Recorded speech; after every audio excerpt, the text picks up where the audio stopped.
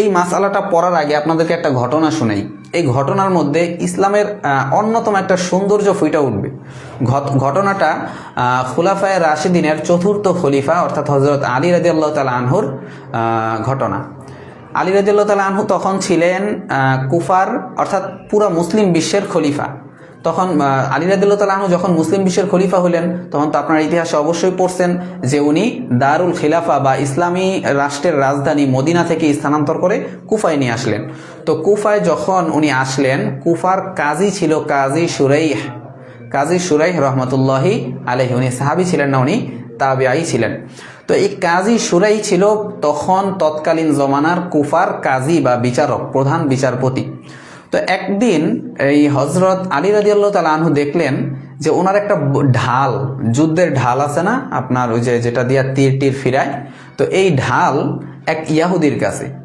তো তিনি এখন ইয়াহুদির কাছে যখন দেখলেন, তখন তিনি চিন্তা করলেন যে ইয়াহুদির কাছে যদি যাই বলি যে এই ঢালটা আমাকে দিয়া দাও, তখন সে বলবো যে হয়তো কি যে সে খলিফা দেখা, সে এই মুসলিম রাষ্ট্রের নেতা দেখে আমার উপরে কি দেখাইতেছে, কর্তৃত্ব দেখাইতেছে।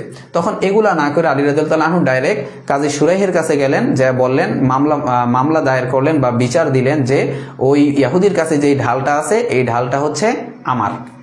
তখন কাজী সাহেব উনি বললেন, ঠিক আছে আলী রাদিয়াল্লাহু তাআলা আনহু, এই আলী তখন তো আর আলী রাদিয়াল্লাহু তাআলা আনহু হন নাই, অর্থাৎ মানে মারা যান নাই আর কি। তো তখন কাজী শুরাইহ এই আলী রাদিয়াল্লাহু তাআলা আনহুকে বললেন যে ঠিক আছে, আপনি তাহলে কি নিয়ে আসেন, আপনার যেই দাবি বা মামলা মোকদ্দমা এর উপরে আপনি সাক্ষী নিয়ে আসেন। তখন আলী রাদিয়াল্লাহু তাআলা আনহু উনি দুইজন সাক্ষী নিয়ে আসলেন। এই দুইজন সাক্ষীর মধ্যে একজন ছিল আলী রাদিয়াল্লাহু তাআলা আনহুর ছেলে, আর আরেকজন ছিল আলী রাদিয়াল্লাহু তাআলা আনহুর একটা গোলাম, কম্বর নাম। এই দুইজনকে উনি সাক্ষী হিসেবে নিয়ে আসলেন, যারা এসে বলল যে হ্যাঁ এই ঢালটা আমার বাবার, বা আরেকজন বলল যে এই ঢালটা আমার মালিক বা আমার মুনিবের। তো এই কথা যখন কাজী শুরাইহকে বলা হলো, এই দুইজন সাক্ষী যখন এই কথা বলল, তখন কাজী শুরাইহ বললেন যে ইসলামে বাবার পক্ষে ছেলে যদি সাক্ষী দেয়, ছেলে যদি বাবার পক্ষে সাক্ষী দেয়, এই সাক্ষী ইসলামে গ্রহণযোগ্য না। এমনিভাবে কোনো দাস যদি মুনিবের পক্ষে সাক্ষী দেয়, ওই সাক্ষীও গ্রহণযোগ্য নয়।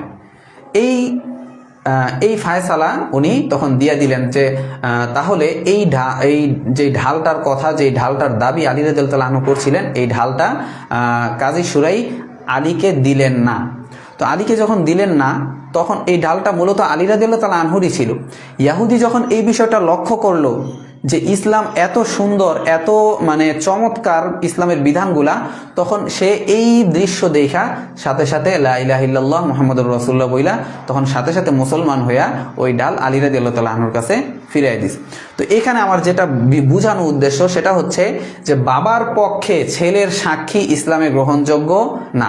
এমনিভাবে মায়ের পক্ষে ইসলামে ছেলে যদি কি দেয়, সাক্ষী দেয় বা সাক্ষ্য দেয়, সেক্ষেত্রে কিন্তু এই সাক্ষী কি না, গ্রহণযোগ্য না। বুঝে আসছে?